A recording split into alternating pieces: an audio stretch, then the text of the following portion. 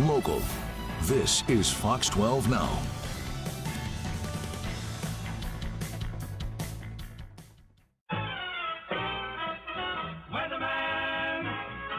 Weatherman, we can't allow any further delay.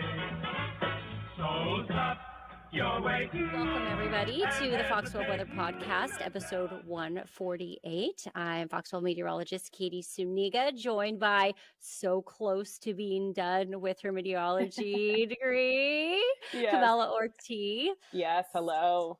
So excited. I know, literally like a week, I would say a week away from finishing the program.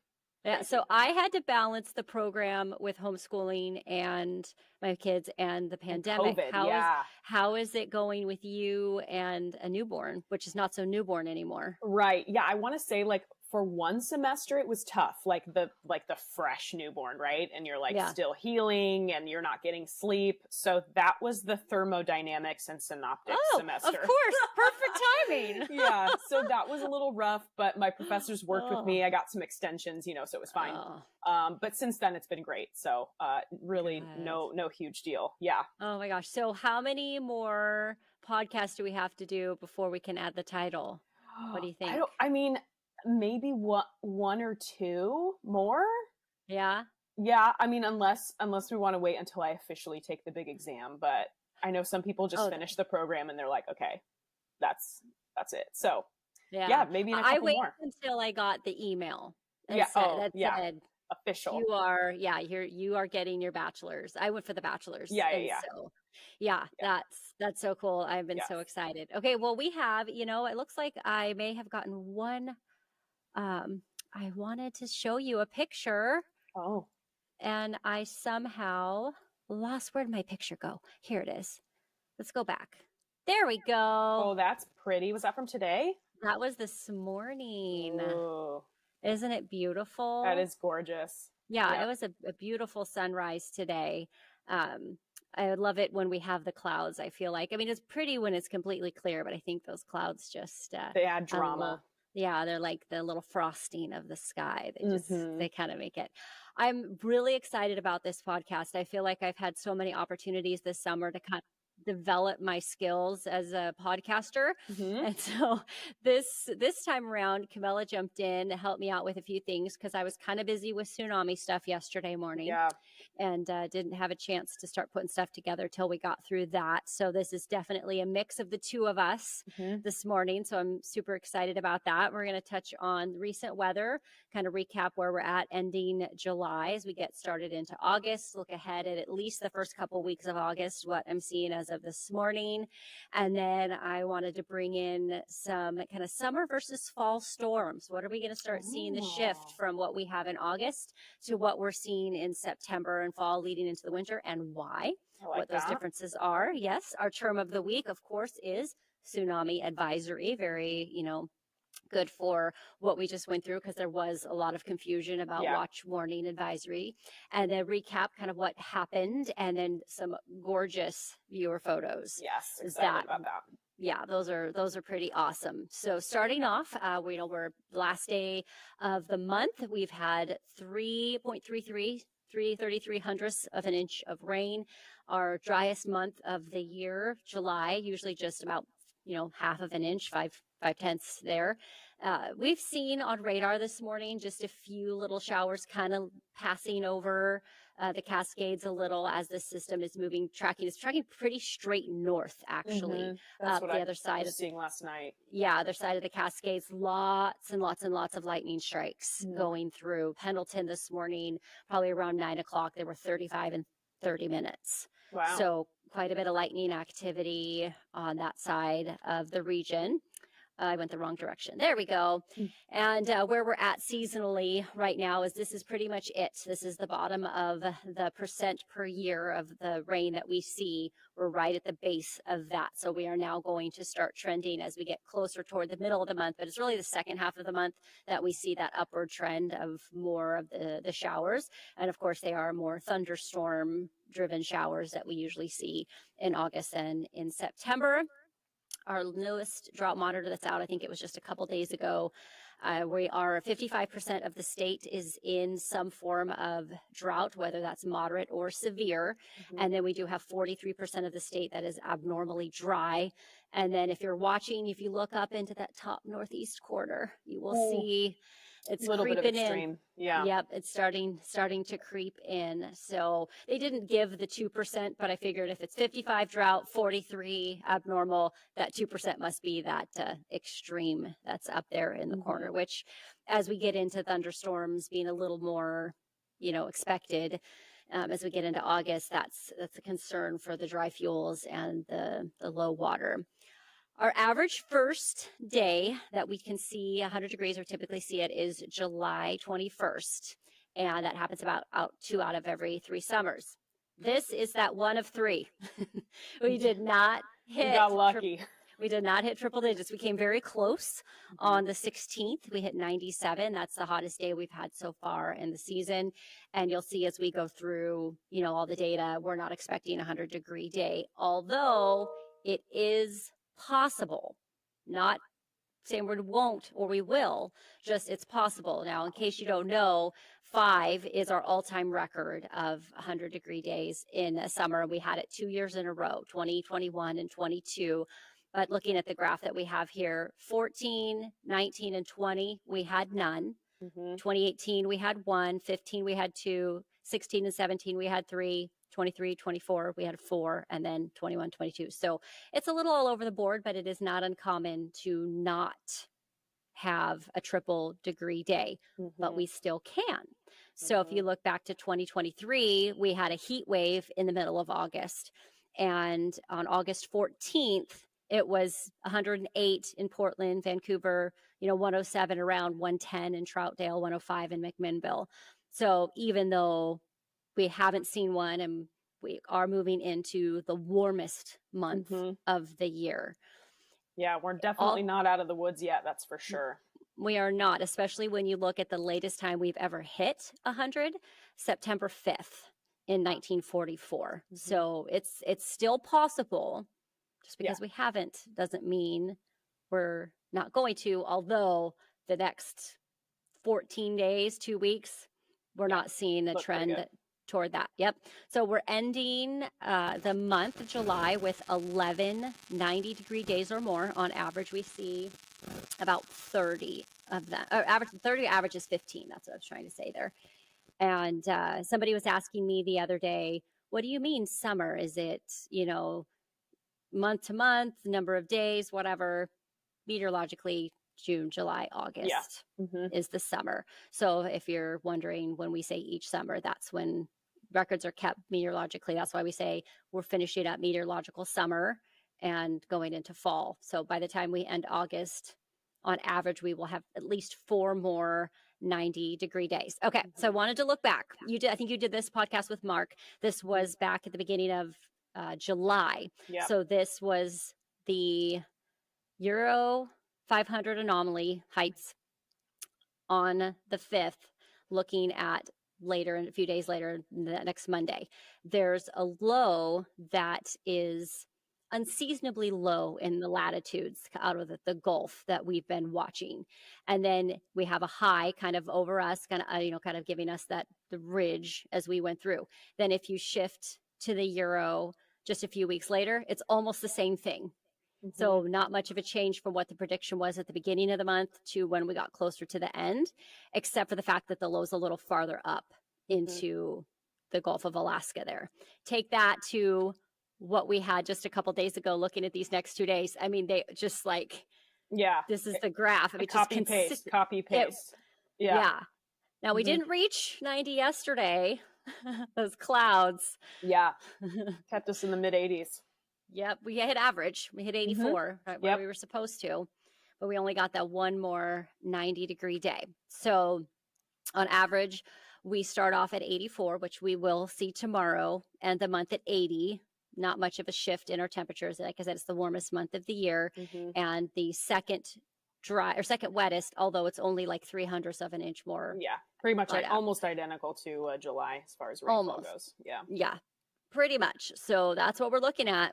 So here is the jet stream the current graph that just ran, where if you look, I kind of have it like a book. So if you go to the top left corner, Saturday at 10 a.m., you see that low still up there, you know, in the Gulf.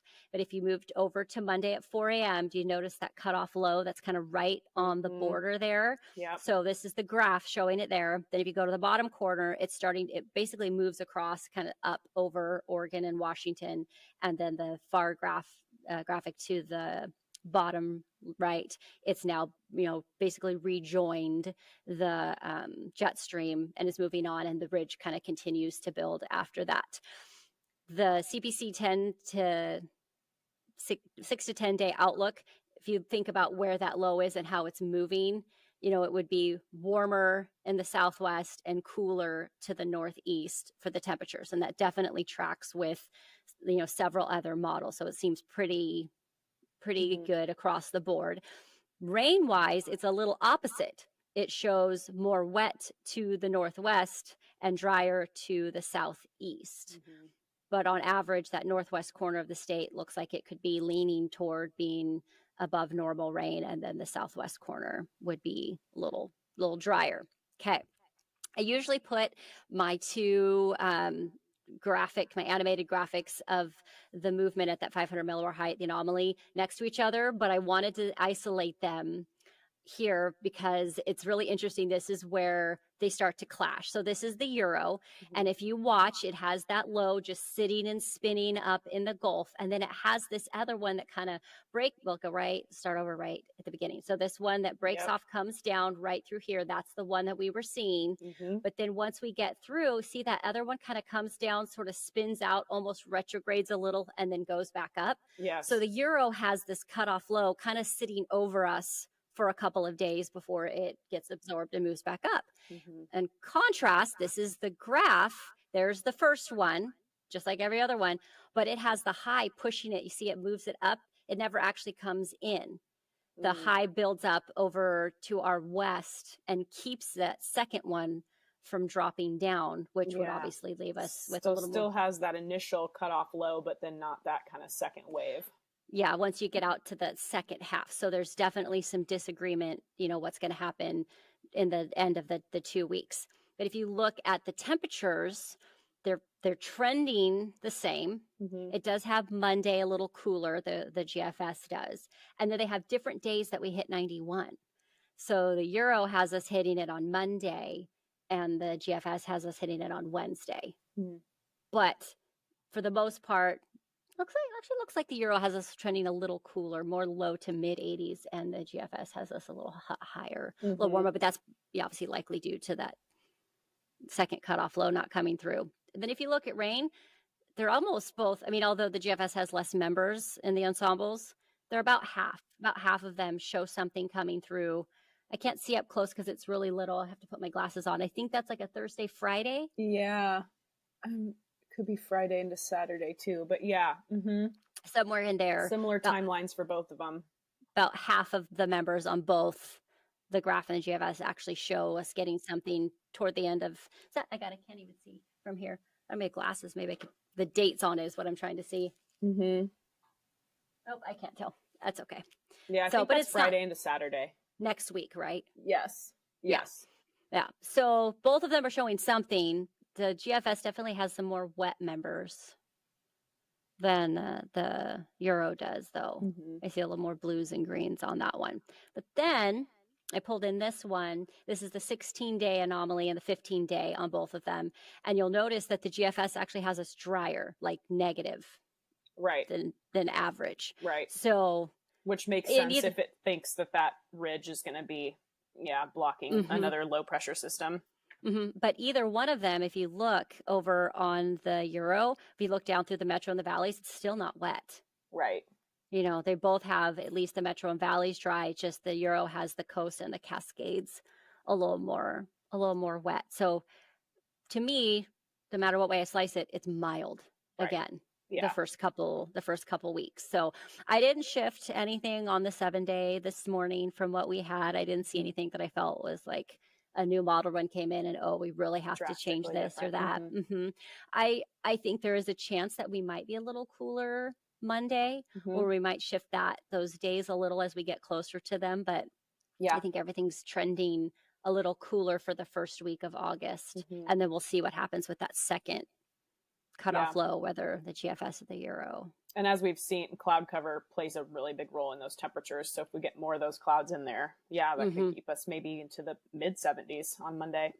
Yep. And that was a few weeks ago. I did with Peyton a forecaster's, what was the word? What was the term I used? It was like something that we like have to practice and really get good at is the mixing, will something mix down? Will the marine layer, clear or not? And that's so tricky. So I almost talked about that today because of the fact that we had the clouds yesterday. And, but I decided to go with the different ones, which is the summer versus fall storms. So I know I'm Katie's excited about this section. Okay. I am. It's just, this was one of those things that when I was going through school and I was learning, I really loved, because my hope was always to stay in the Pacific Northwest. And so to become an expert in our weather was just a goal of mine. And so this one just, I could not let it go. Okay. So here's the nerd out part. So the typical location of the pressure system in the Pacific coast in the winter and summer. So there's a graphic with an AL in January and then an NPH in July. And so the AL refers to the Aleutian low and the NPH refers to the North Pacific high. And so the Aleutian low is just a semi-permanent low pressure system that forms over the North Pacific Ocean near the Aleutian Islands, especially during the fall and winter and early spring. And then the North Pacific high, or just called the Pacific high, is a semi-permanent high pressure system over the Pacific Ocean that we typically see in late spring into early fall, which, side note, is actually a contributor to why we don't get big billowing storms and the tornadoes and things like that. We still get them, but it caps how tall our storms can go. And so that's part of the reason why we don't see the same things that you used to see over, in the Midwest. So a summer storm pattern, a jet stream is more to the north, and that's when you have, the Pacific high. So thunderstorms form from daytime heating and the mountain lift. And it's often, isolated to the Cascades, Eastern Oregon, as we've even seen today, but sometimes spill into the Willamette Valley, which we have also seen. And they're short-lived, they're quick, they're downpours, or even dry lightning. We can see from those. But then when we shift into the fall pattern, then the jet stream drops south. We're back under the active storm track. That's when we start tapping into moisture, sometimes those atmospheric rivers. We get especially the Pineapple Express. We drop down, we get that, big, dense, warm moisture from the air, bring it up, hit the Cascades, you get the lift, and that's when we get those nice downpours. They're more widespread. They last longer. We have those wind storms when they come up from the south along the coast, steady rain in the valley. And that's when it can bring us our first soaker of the year, which typically, because I had to pull from the archives for this one. Oh no, it's the old font. I know. And so typically our first, soaker, or we get a half-inch rain within 3 hours, is in September. And so when we look all the way back to 2016, only one time did it take until October. It's usually pretty evenly split right around the middle, sometimes maybe just a little past the middle of the month. So that's when we get, on average, our first real fall soaker. Yeah. So the big variable really is just that moisture availability, which switches after the summertime is over. Yes. And of course, I'm not going to get into this too much in depth, but also, the pattern, the El Nino, La Nina. And so depending on which one of those we are going into, and it refers to the winter months. Right now, we are in Enso neutral. It's present. There's no active El Nino or La Nina right now. And that means that the sea surface temperatures in the central eastern Pacific are near average. So I pulled this, it issued in June. So not this month, but last month is when this was issued. So the forecast for the fall and the winter right now, so 25 to 26, right now, Enso neutral is favored through August through October. So next month. and that's about a 56% probability. And then the chance of La Nina, again, increases slightly going into the late fall. It's around 40% right now, November through January. And El Nino has a very low probability. They have it right now at about 10%. So right now we're trending toward going into La Nina, just in case anybody was wondering. And what does that mean? That means we would have, if you look at the graphic on the right, it's a wetter winter for us. Typically. And that's typically, that's what we just had, if I'm not mistaken. And we got some pretty good mountain snow, and it's typically a little more on the wet side. So again, that 7-day one more time. So that was my portion. Love it. I'll drive for you, Camilla, but now you can take over.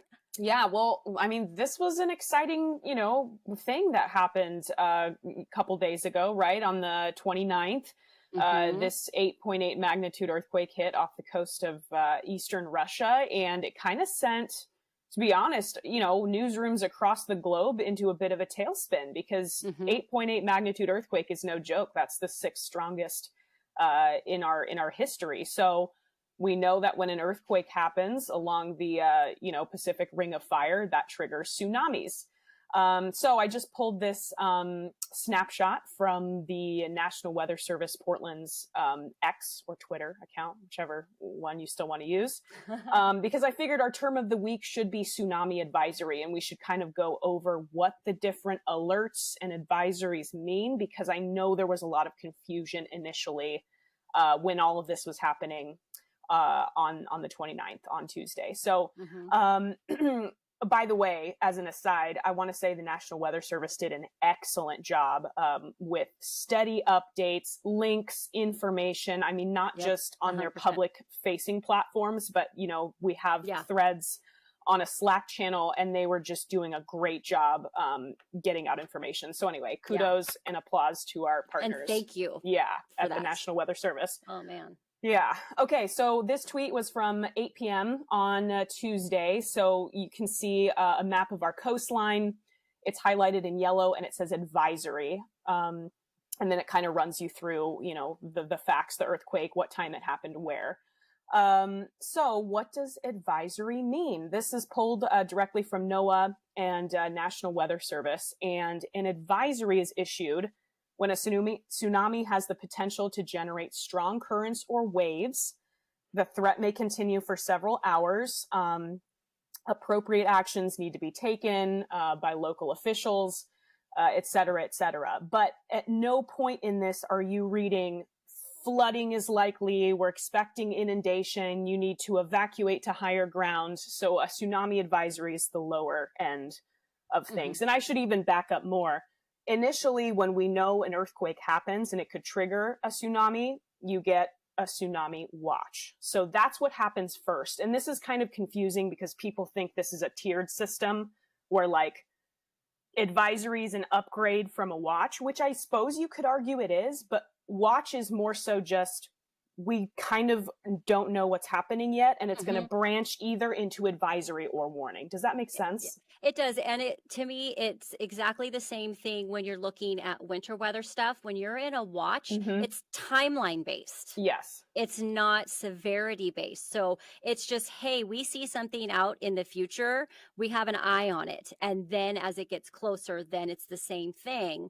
It's how much is going to happen and da, da, da, da. So it's the same system, just tsunami. It's, hey, we saw an earthquake, so we're watching. Yes, exactly. Yeah. And that doesn't mean anything other than that. Be prepared and keep information present. Right. And yet it's confusing because it feels different from like the watch and warning in correlation with tornadoes or thunderstorms, because then it really is kind of a tiered, like watch is conditions are right, warning is we see one on the ground. So a little bit different because this has to do with degrees of severity. So anyway, not to go on and on about this forever, but we were never under a tsunami. Yeah, we were never under a tsunami warning. The Oregon and Washington coastlines always under an advisory for this specific event.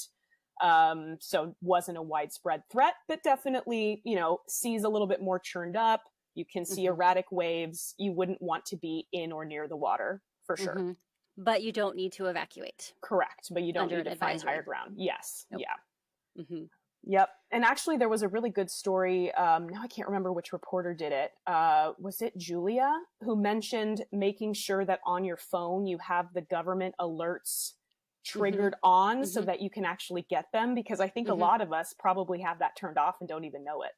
Yeah, that's true. So a few years back, if you remember when there was a hurricane coming up the Gulf of the Baja up there, and I was actually in Los Angeles on the coast, and I got an earthquake alert. Yeah. And I didn't even know that I had that turned on. That's and great. so when I was down there, I was like, oh, how did it know I was here? Yeah. Turns out I had that on. And so I was really thankful for that because I wouldn't have known otherwise. Yeah.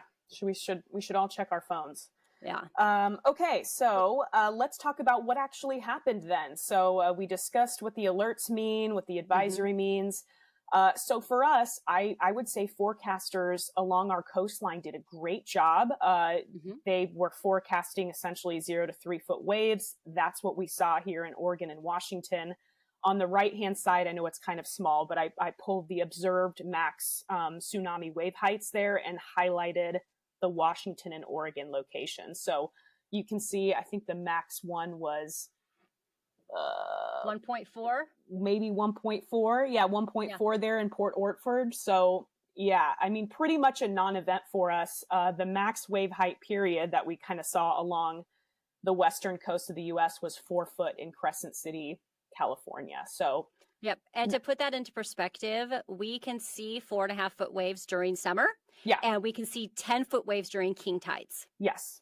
Yeah. So nothing out of the ordinary, essentially. Nothing out of the ordinary. Yeah. Exactly. Yeah. Oh, I love this graphic. Yeah, this was a great graphic. So just to kind of explain really quick how tsunamis happen, you need a strong disturbing force. They're not related to tides. You need something that's going to displace seawater vertically with an underwater earthquake. Or, you know, you could have a meteor crashing into the earth, a volcanic eruption, a chunk of glacier falling into the ocean. Those are all things that could trigger tsunamis. So this graphic showing you the earth's plates rubbing together that displaces the water vertically, causes that wave. By the way, these waves can travel up to like 400 miles per hour in the open ocean. So if you're on a ship or something floating around there, you may not even notice that a tsunami wave is passing under you. But what happens as it reaches the shoreline, it loses speed, wave period stays the same, and that causes the amplitude of the wave to grow because that energy has to go somewhere as it's encountering the bottom of the seafloor. So it pushes it up, and that's what makes it a hazard for our coastal communities. So kind of an interesting stuff. Tsunamis are just fascinating. So actually, I'm going to back up on this.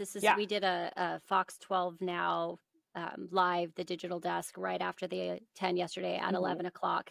And I had people asking me quite a bit, is this a wave? Is this a swell? What is this? And so I thought about bringing it in, but my graphic for this, but I didn't. So I figured I'd just do a little quick blurb is that, there are lots of different kinds of waves out there. There's wind waves, there's tidal waves, there's tsunami waves. This is a seismic sea wave because it was specifically created by seismic activity. Yes. So this was not a swell. This was not a tidal wave. This was not a wind wave. It was a seismic sea wave. A swell is something that is created by wind that begins to get its own energy and doesn't need the wind to carry it anymore. So that's when you see swells from hurricanes and things like that come up. So that's the difference in if you're having any confusion about that. Seismic sea wave is from a tsunami and a swell is from like a hurricane. You have wind waves, which means the wind blows, the wind stops, no more wave. But when you get the swells is when it begins and it gets that energy to carry itself. So if there was any confusion, I had that question a ton yesterday. And tsunami waves do dissipate energy as they travel. So generally speaking, the coasts that are closer to the source region are going to see the more dramatic waves compared to us. We were all the way across the Pacific. So yes, which is beautifully illustrated here with you. Yes. So this is cool. I remember this from a class. This is a what's the word I'm looking for? Simulation. Okay, so this is not real. This wasn't an event that happened. but this is showing you how tsunami waves would propagate if we had an earthquake right off of our coastline. So source region, think Oregon coastline. And watch as it hits Hawaii. See how it has the return waves coming through, and you can see just how it can get disrupted by other landforms, islands, sandbars. So it's not super straightforward as to how the potential tsunami waves can travel across vast amounts of ocean. So I just thought it was such a cool simulation to watch. Yeah, that's really great. I'm going to let it go all the way through here. Yeah.